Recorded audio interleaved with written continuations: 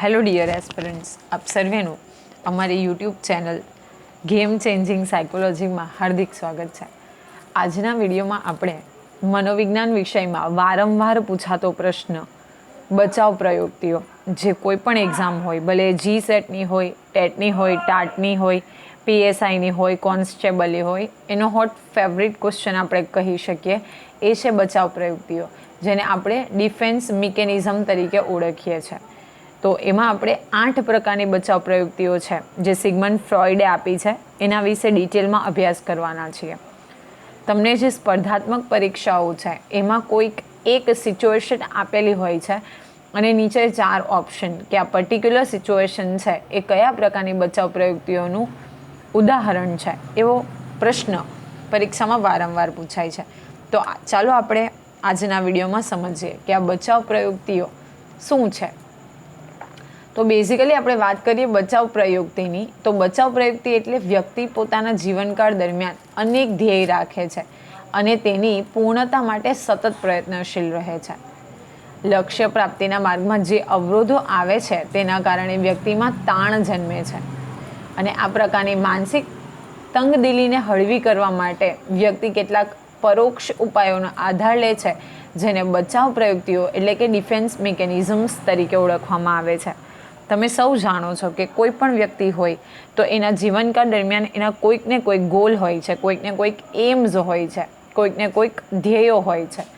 હવે ઘણી વખત એવું બને છે કે આ ધ્યેય હાંસલ થઈ જાય છે, પરંતુ ઘણી બધી વખત એવું બનતું હોય છે કે જે નક્કી કરેલા ધ્યેય છે એ હાંસલ થતા નથી, એ પૂર્ણ કરી શકાતા નથી અથવા તો પૂર્ણ થતા નથી. તો ત્યારે અમુક ચોક્કસ પ્રકારની તંગદિલી એટલે કે તાણ એટલે કે સ્ટ્રેસ અનુભવે છે. તો આ માનસિક તંગદિલીને હળવી કરવા માટે વ્યક્તિ કેટલાક પરોક્ષ ઉપાયો એટલે કે બીજી કોઈક વસ્તુ કે વ્યક્તિ સાથે એને કનેક્ટ કરી દે છે, પોતાના જે દોષ છે એ બીજાના માથે ઢોળી દે છે. તો એને આપણે કહીએ બચાવ પ્રયુક્તિ, એટલે આપણે કહી શકીએ એને ડિફેન્સ મિકેનિઝમ. પોતે બચવા માટે કોઈક પરોક્ષ ઉપાયોનો એ આધાર લે છે, પરોક્ષ ઉપાયો ઉપર આધાર રાખે છે, તો એને આપણે ડિફેન્સ મિકેનિઝમ્સ તરીકે ઓળખીએ છીએ. તો ડિફેન્સ પ્રયુક્તિ એટલે કે જે આ બચાવ પ્રયુક્તિઓ છે, ડિફેન્સ મિકેનિઝમ, એની કેટલીક સંકલ્પના એટલે કે વ્યાખ્યાઓ તરફ આપણે નજર કરીએ તો વ્યક્તિ હતાશા કે વૈફલ્યથી બચવા માટે, એટલે કે આપણે બેઝિકલી એવું કહી શકીએ જ્યારે વ્યક્તિ અસફળ થાય છે તો એનાથી બચવા માટે જે મનોવૈજ્ઞાનિક પ્રયુક્તિઓનો આશ્રય લે છે તે પ્રયુક્તિઓને બચાવ પ્રયુક્તિઓ, માનસિક પ્રયુક્તિઓ કે અનુકૂલન પ્રયુક્તિઓ તરીકે ઓળખવામાં આવે છે. આપણે હમણાં જ ચર્ચા કરી કે જ્યારે એ પોતાના ધ્યેયો હાંસલ કરવા માટે અસમર્થ બને છે તો એનાથી બચવા માટે કેટલીક પ્રયુક્તિઓનો આશરો લે છે અને આ પ્રયુક્તિઓ જે છે એ મનોવૈજ્ઞાનિક પ્રયુક્તિઓ છે. તો એને આપણે બચાવ પ્રયુક્તિઓ અથવા માનસિક પ્રયુક્તિઓ અથવા અનુકૂલન પ્રયુક્તિઓ તરીકે ઓળખીએ છીએ. બીજી એક વ્યાખ્યા કંઈક એવું કહે છે કે જેના દ્વારા લોકો તેમના હેતુઓ સિદ્ધ કરે, તંગદિલી હળવી કરે અને સંઘર્ષ દૂર કરે, તેને અનુકૂલન પ્રયુક્તિ કહેવામાં આવે છે.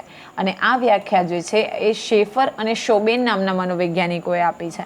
તો જેનાથી પોતાના જે ધ્યેયો છે જે મેળવવામાં એ સફળતા નથી મેળવતો, તો એનાથી બચવા માટે પોતે જે સ્ટ્રેસ અનુભવે છે એને હલકા કરવા માટે અને સંઘર્ષ દૂર કરવા માટે જે અનુકૂલન પ્રયુક્તિનો ઉપયોગ કરે છે તો એને આપણે બચાવ પ્રયુક્તિઓ તરીકે ઓળખીએ છીએ. કોલમેન નામના મનોવૈજ્ઞાનિકે બચાવ પ્રયુક્તિની વ્યાખ્યા આપતા કંઈક કહ્યું છે કે વ્યક્તિ પોતાના અહમને જાળવી રાખવા માટે જે પ્રયત્નો અચેતન રીતે કરે એટલે કે અજાણતા કરે પ્રયત્નો, તો તેને આપણે ડિફેન્સ મિકેનિઝમ તરીકે ઓળખીએ છીએ. હવે આ જે અપકમિંગ લાઇન છે ખૂબ જ અગત્યની છે કે બચાવ પ્રયુક્તિની સંકલ્પના ફ્રોઈડે એટલે કે સિગમન્ડ ફ્રોઈડની અહીંયા આપણે વાત કરી રહ્યા છે, એમણે 1959માં વિકસાવી છે. તો તમને પ્રશ્ન પૂછાઈ શકે કે જે બચાવ પ્રયુક્તિ છે એના પ્રણેતા કોણ છે, તો તમારે યાદ રાખવું ઘટે કે એ છે સિગમન્ડ ફ્રોઈડ. હવે આપણે જોઈએ કેટલીક બચાવ પ્રયુક્તિઓ. તો સૌપ્રથમ આપણે જોઈએ તાદાત્મ્ય. તો જ્યારે કોઈ વ્યક્તિ અન્ય કોઈ વ્યક્તિ, સંસ્થા, વિચાર અથવા આદર્શ સાથે એકાત્મ ભાવ અનુભવે છે ત્યારે તેને અથવા તો ત્યારે એ તાદાત્મ્ય અનુભવે છે, તો એને આપણે તાદાત્મ્ય અનુભવ્યું છે એમ કહેવાય. બેઝિકલી શું છે કે જ્યારે કોઈક વ્યક્તિ છે એ બીજા પાત્ર સાથે, બીજી કોઈક સંસ્થા સાથે અથવા બીજા કોઈ વિચાર સાથે એકાત્મનો ભાવ અનુભવે, એટલે કે બંને એક જ છે એવું અનુભવે, તો ત્યારે એને આપણે તાદાત્મ્ય તરીકે ઓળખીએ છીએ.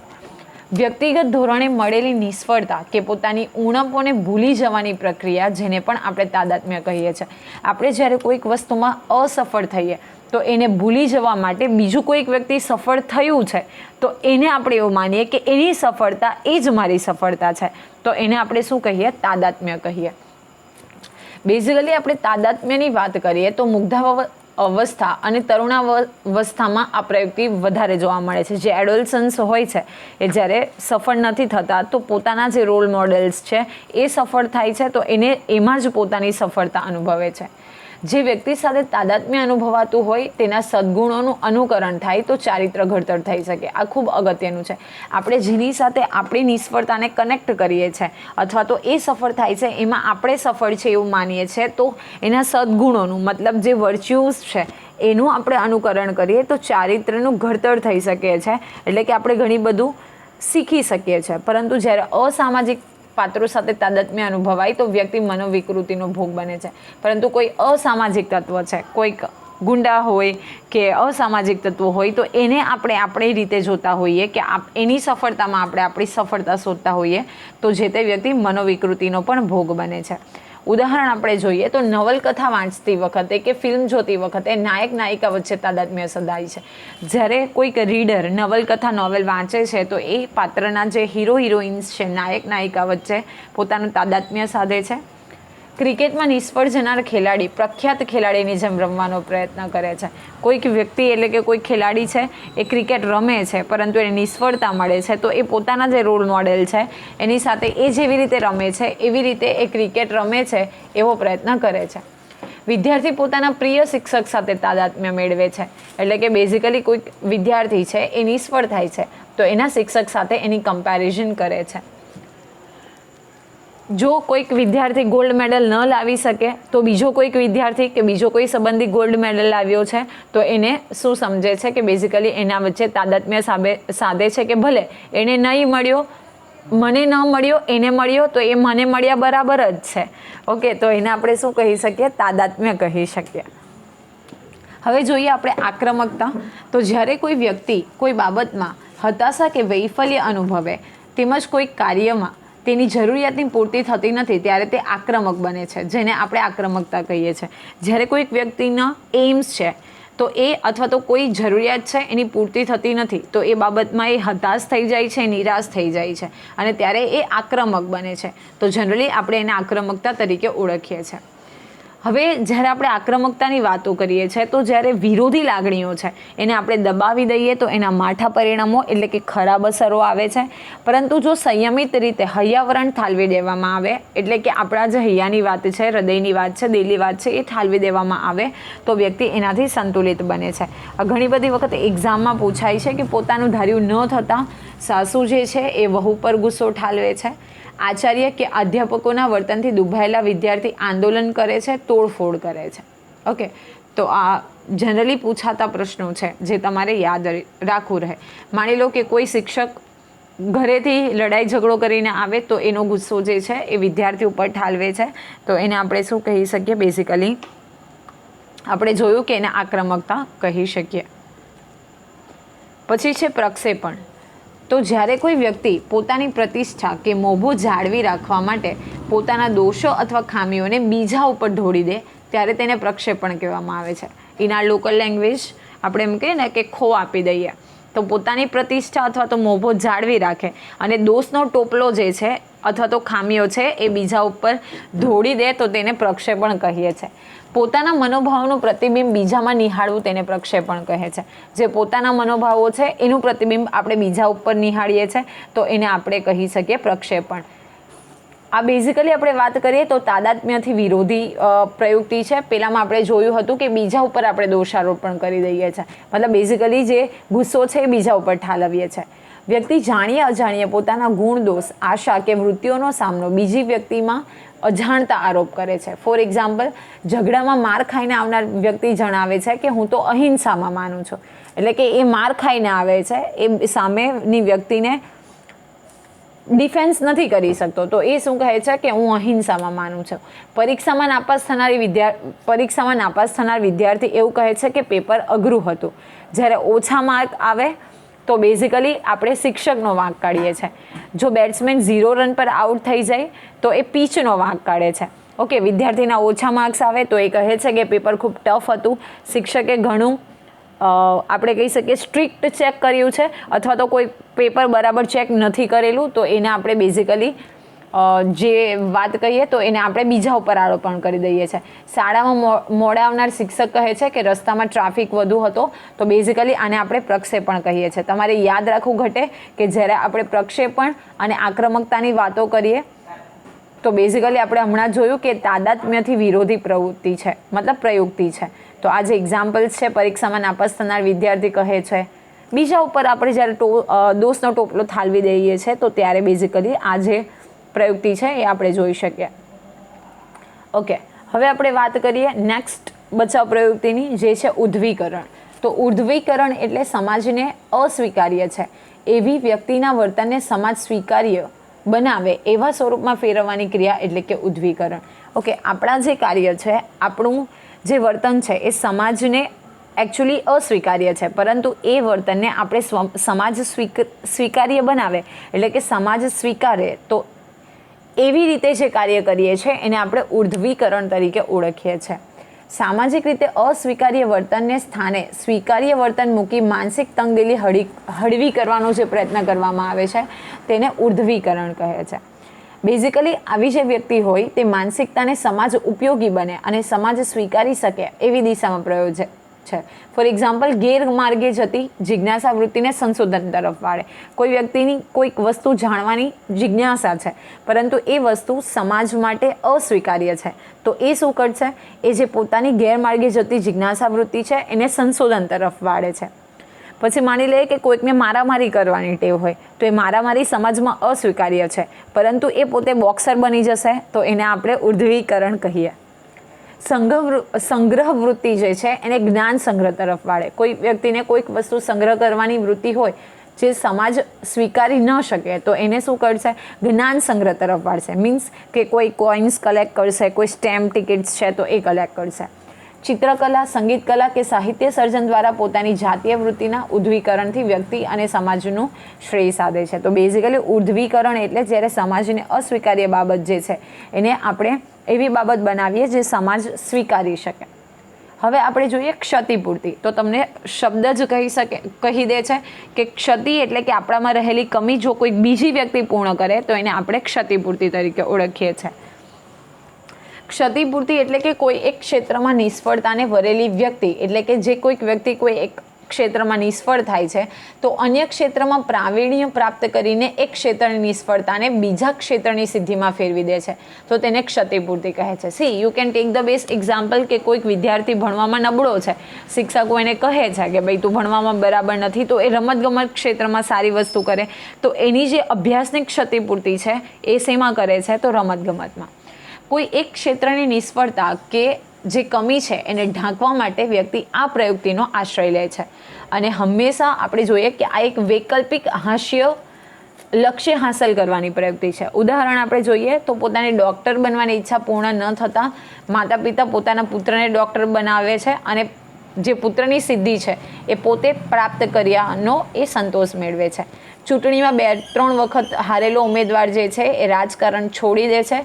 છોડવાને બદલે ચૂંટણી જીતવાનો યોજનાબદ્ધ પ્રયત્ન કરીને સફળતા મેળવે છે. એટલે કે એક નિષ્ફળતા કોઈકે મેળવી છે તો એની ક્ષતિપૂર્તિ આપણે કરીશું, તો બેઝિકલી આપણે એને ક્ષતિપૂર્તિ તરીકે ઓળખીએ છીએ. હવે આ પ્રશ્ન વારંવાર એક્ઝામમાં પૂછાય છે, યૌક્તિકીકરણ એટલે કે મન મનાવવું. જ્યારે કોઈ વ્યક્તિ સામાજિક દ્રષ્ટિએ અસ્વીકાર્ય એવા વર્તનના સમર્થનમાં સમાજને સ્વીકાર્ય દલીલ શોધી કાઢે તો તેને યૌક્તિકીકરણ કહે છે. શું છે? કે સામાજિક દ્રષ્ટિએ અસ્વીકાર્ય છે પરંતુ આપણે એવી દલીલ શોધી કાઢીએ કે જે સમાજને સ્વીકાર્ય બને તો એને આપણે કહીએ છીએ યૌક્તિકીકરણ એટલે કે મન મનાવવું. હવે બેઝિકલી આપણે જ્યારે યૌક્તિકીકરણની વાત કરીએ તો એ 2 પ્રકાર છે એના. તો એમાં પહેલો પ્રકાર જોઈએ છે ખાટી દ્રાક્ષ પ્રકારનું યૌક્તિકીકરણ. એટલે કે કેટલીક વખત સારી અને પોતાને ઉપયોગી પરિસ્થિતિ એટલે કે વસ્તુ હોવા ન છતાં મેળવી ન શકવાને કારણે તે વસ્તુ ખોટી કે ખરાબ છે એમ કહીને વ્યક્તિ પોતાની નિષ્ફળતાનો ઢાંક પીછોડો કરે તો દ્રાક્ષ ખાટી છે એ પ્રકારનું બચાવ પ્રયુક્તિકરણ થશે. શું છે બેઝિકલી કે કોઈક વખત સારી અને પોતાને ઉપયોગી પરિસ્થિતિ અથવા તો વસ્તુ છે, મતલબ આપણા કામની છે, પરંતુ આપણે એ મેળવી નથી શકતા, તો એને આપણે શું કહીશું કે વસ્તુ જ ખોટી છે અથવા વસ્તુ ખરાબ છે. તમે આની વાર્તા સાંભળી હશે કે બેઝિકલી આપણે શિયાળની વાત કરીએ તો એને ખાવી હતી દ્રાક્ષ, પરંતુ એ દ્રાક્ષ ત્યાં સુધી પહોંચી નથી શકતું એટલે એ બહાનું એવું બનાવે છે કે આ દ્રાક્ષ તો ખાટી છે, તો એને આપણે દ્રાક્ષ ખાટી છે એ પ્રકારનું યૌક્તિકીકરણ કહીશું. બીજું છે મીઠા લીંબુ પ્રકારનું યૌક્તિકીકરણ. એટલે કે કેટલીક વખત પોતાને કોઈ ખોટી કે ખરાબ વસ્તુ અથવા ઘટના મળે ત્યારે ખોટું હોવાના આપણે કહેતા નથી, પરંતુ એને બદલે સારા માટે થાય છે એવી નીતિ અપનાવીએ છીએ, તો એને મીઠા લીંબુ પ્રકારનું યૌક્તિકીકરણ કહે છે. એટલે કે બેઝિકલી આપણા માટે કોઈક વસ્તુ ખરાબ બને છે, પરંતુ સમાજથી બચવા માટે આપણે સ્વીકાર્ય દલીલ શોધીએ છીએ કે ના, આ તો જે મીઠા લીંબુ છે, ભલે લીંબુ ખાટા હોય પરંતુ આપણે એવું કહીએ છીએ કે લીંબુ મીઠા છે, તો એને મીઠા લીંબુ પ્રકારનું યૌક્તિકીકરણ તરીકે ઓળખી શકીએ. શિયાળની વાર્તા જે છે આ દ્રાક્ષ ખાટી છે તો એ એનું ઉદાહરણ છે. દ્રાક્ષ ખાટી છે એટલે કે ખાટી દ્રાક્ષ પ્રકારના યૌક્તિકરણનું આપણે ઉદાહરણ જોઈએ તો એમએડ થયેલી વ્યક્તિને બીએડ કોલેજમાં નોકરી ન મળે તો એ પોતાને નિષ્ફળતા પર ઢાંક પીછોડો કરવા માટે દલીલ કરે કે મારે તો બીએડની કોલેજમાં લેક્ચરર થવું જ ન હતું, કારણ કે ત્યાં પગારની સરખામણીમાં કામ વધારે કરવું પડે છે. જો એકચ્યુઅલી આપણને મળવી જોઈતી હતી નોકરી, કે આપણે બીએડ કર્યું છે તો આપણને બીએડ કોલેજમાં નોકરી મળવી જોઈએ, પણ નોકરી મળતી નથી, તો એને બચાવ આપણે સેલ્ફ ડિફેન્સ કરીએ છીએ, એટલે કે આપણે બચાવ કરીએ છીએ અને આપણે શું કહીએ છીએ કે મારે તો એમાં લેક્ચરર બનવું જ નહીં હતું અને પછી એ વસ્તુ થઈ ગયું, એટલે હું તો પહેલેથી બનવા માગતો જ નહીં હતો. અને આપણે એવું બહાનું બતાવીએ છીએ કે ત્યાં તો પગાર ઓછો આપવામાં આવે છે, કામ વધારે કરાવવામાં આવે છે. તો this is the example of ખાટી દ્રાક્ષ યૌક્તિકીકરણ. પોતાનો વારો આવ્યો એ પહેલાં જ મીઠાઈ પૂરી થઈ જાય તો આપણે એવું બહાનું કાઢીએ કે મને ગળ્યું ભાવતું જ નથી. ઓકે, એટલે કે આપણે લાઇનમાં ઊભા હોઈએ, કલાકથી ભલે લાઇનમાં વેઇટ કરતા હોઈએ, પરંતુ જ્યારે આપણો ટર્ન આવે ત્યારે મીઠાઈ પૂરી થઈ જાય તો આપણે શું બહાનું બનાવીએ છીએ કે હું તો બસ એમ જ ઊભો હતો, મને તો મીઠાઈ ભાવતી જ નથી.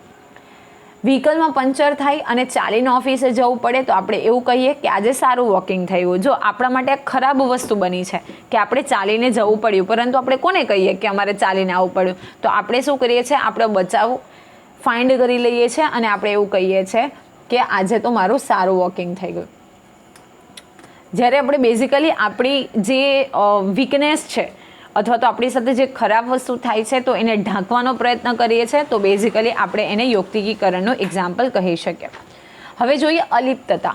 તો કેટલીક વખત વ્યક્તિ જે વાસ્તવિકતાનો સામનો કરવાને બદલે પરિસ્થિતિમાંથી બચવા માટે જે યૌક્તિકીકરણ અપનાવે છે, એટલે કે જે પ્રયુક્તિ અપનાવે છે, તો એને આપણે અલિપ્તતા કહીએ છીએ. પરિસ્થિતિ પોતાને અનુકૂળ ન હોય ત્યારે વ્યક્તિ પલાયનવાદના આશ્રયે જાય છે. એને ખબર છે કે હવે આ પોતાને અનુકૂળ નથી, એટલે કે મારાથી આ વસ્તુ થઈ ન શકે, તો આપણે શું કરીએ, પલાયનવાદ એટલે કે ભાગી જઈએ, તો એને આપણે અલિપ્તતાના નામે ઓળખીએ છીએ. અહીંયા બાળક રીસાઈને અંગૂઠો ચૂસે છે. માની લો કે બેઝિકલી કોઈક બાળક છે, જીદ કરે છે કે મારે કોઈક વસ્તુ અથવા કોઈક રમકડા જોઈએ છે, પરંતુ પેરેન્ટ્સ એને અપાવતા નથી, તો હવે એ માની લે છે કે મને મળવાની જ નથી, તો એ પલાયનવાદ કરે છે, મતલબ એ રીસાઈને પછી અંગૂઠો ચૂસવા માંડે છે. કેટલાક લોકો આબરૂ જવાના ડરથી કે ભયથી સ્પર્ધાઓથી દૂર રહે છે. કેટલાક વ્યક્તિઓ એવા હોય કે એને ખબર હોય કે આ સ્પર્ધામાં હું ભાગ લઈશ તો મારો નંબર ન જ આવે, ઓકે, મારી ઇજ્જત જશે, લોકો શું બોલશે, તો એવું વિચારીને એ લોકો સ્પર્ધાથી જ દૂર રહે છે. તો અલિપ્તતાનો મતલબ જ બતાવે છે કે દૂર રહેવું, તો એને આપણે અલિપ્તતા કહી શકીએ. નેક્સ્ટ છે દમન. તો વ્યક્તિ સમાજમાન્ય કે નૈતિકતાના ધોરણો વિરુદ્ધ એવા વિચારો કે અનૈતિક વિચારોને પોતાના અજ્ઞાત મન કે અજાગૃત મનમાં પોતાના જાગૃત અહમનું રક્ષણ કરવા માટે ધકેલી દે તો તેને આપણે દમન કહીએ છીએ. એકચ્યુઅલી એ અનૈતિક છે, પરંતુ આપણને ખબર જ છે કે એ સમાજ સ્વીકાર્ય નથી, તો કમ્પલસરી આપણે કોઈક વસ્તુ કરવી જ પડે છે, તો એને આપણે શું કહીએ છીએ? દમન કહીએ છીએ. એને આપણે અજાગૃત મન કે અજ્ઞાત મનમાં કમ્પલસરી આપણા જાગૃત અહમનું રક્ષણ કરવા માટે એને ધકેલી દઈએ છીએ, તો એને આપણે શું કહીએ છીએ? દમન. બેઝિકલી જ્યારે આપણે દમનની વાત કરતા હોઈએ તો જે વ્યક્તિ છે એ વાસ્તવિક જીવનથી દૂર ભાગે છે, એટલે કે જે રિયાલિટી છે એનાથી દૂર ભાગે છે. ઉદાહરણ તરીકે કોઈક વડીલ પ્રત્યે આપણને અણગમો છે, છતાં પણ વડીલ પ્રત્યે આપણે રોષ વ્યક્ત કરતા નથી, પરંતુ એમનો આદર કરીએ અને એમના જે રોષનો ભાવ છે એને આપણે અજાગૃત મનમાં ધકેલી દઈએ છીએ. તો વાસ્તવિક જીવનથી આપણે જે વસ્તુને સ્વીકારી નથી શકતા પણ સ્વીકારવું પડે છે, તો એને આપણે અજ્ઞાત મન અથવા તો અજાગૃત મનમાં ધકેલી દઈએ છીએ, તો એને આપણે દમન તરીકે ઓળખીએ છીએ. આશા રાખું છું કે આ જે પ્રયુક્તિઓ છે એ તમને સમજાઈ ગઈ હશે, એટલે કે ડિફેન્સ મિકેનિઝમ આપણે જોઈ, બચાવ પ્રયુક્તિ which is given by Sigmund Freud.